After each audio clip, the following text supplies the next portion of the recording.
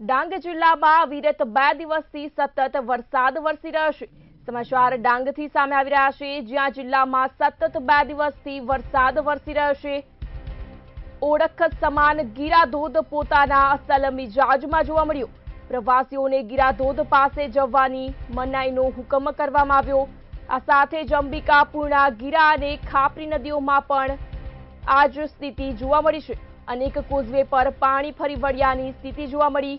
ડાંગ જિલ્લામાં સતત 2 દિવસથી અવિરત વરસાદ વરસી રહ્યો છે। આ સાથે જ ડાંગની ઓળખ સમાન ગીરાધોધ પોતાના અસલ મિજાજમાં જોવા મળ્યો। પ્રવાસીઓને ગીરાધોધ પાસે જવાની હુકમનો મનાઈ ફરમાવતો હુકમ કરવામાં આવ્યો। અનેક કોઝવે પર પાણી ફરી વળતા વાહન વ્યવહાર બંધ કરવામાં આવ્યો। સમાચાર ડાંગથી, જ્યાં જિલ્લામાં સતત 2 દિવસથી અવિરત વરસાદ વરસી રહ્યો છે, ત્યારે ડાંગની ઓળખ સમાન ગીરાધોધ પોતાના અસલ મિજાજમાં જોવા મળ્યો।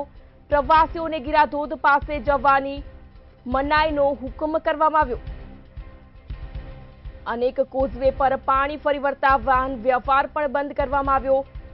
સમાચાર ડાંગથી, જ્યાં જિલ્લામાં સતત 2 દિવસથી અવિરત વરસાદ વરસી રહ્યો છે। ડાંગની ઓળખ સમાન ગીરાધોધ પોતાના અસલ મિજાજમાં જોવા મળ્યો, ત્યારે પ્રવાસીઓને ગીરાધોધ પાસે જવાની મનાઈનો હુકમ કરવામાં આવ્યો। આ સાથે જ અંબિકાપુરના ગીરા અનેક ધોધ પર આ સ્થિતિ જોવા મળી। અનેક કોઝવે પર પાણી ભરાતા વાહન વ્યવહાર પણ બંધ કરવામાં આવ્યો।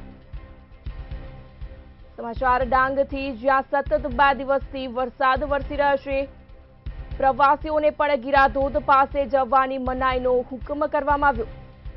આ સાથે જ અંબિકાપુરના ગીરા અને ખાપરી નદીઓમાં ગોડાપુરની સ્થિતિ જોવા મળી। સંવાદદાતા ઋષિયંત શર્મા ફોનલાઈન પર જોડાયા છે।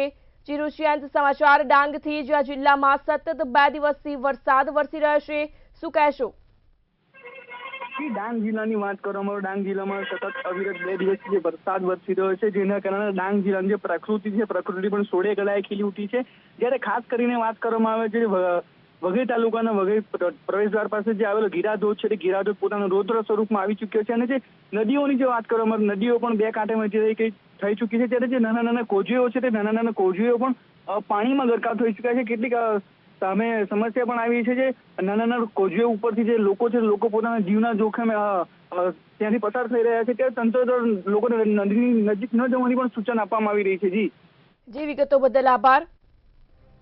સમાચાર ડાંગથી, જ્યાં જિલ્લામાં સતત 2 દિવસથી વરસાદ વરસી રહ્યો છે, ત્યારે પ્રવાસીઓને ગીરાધોધ પાસે જવાની મનાઈનો હુકમ કરવામાં આવ્યો।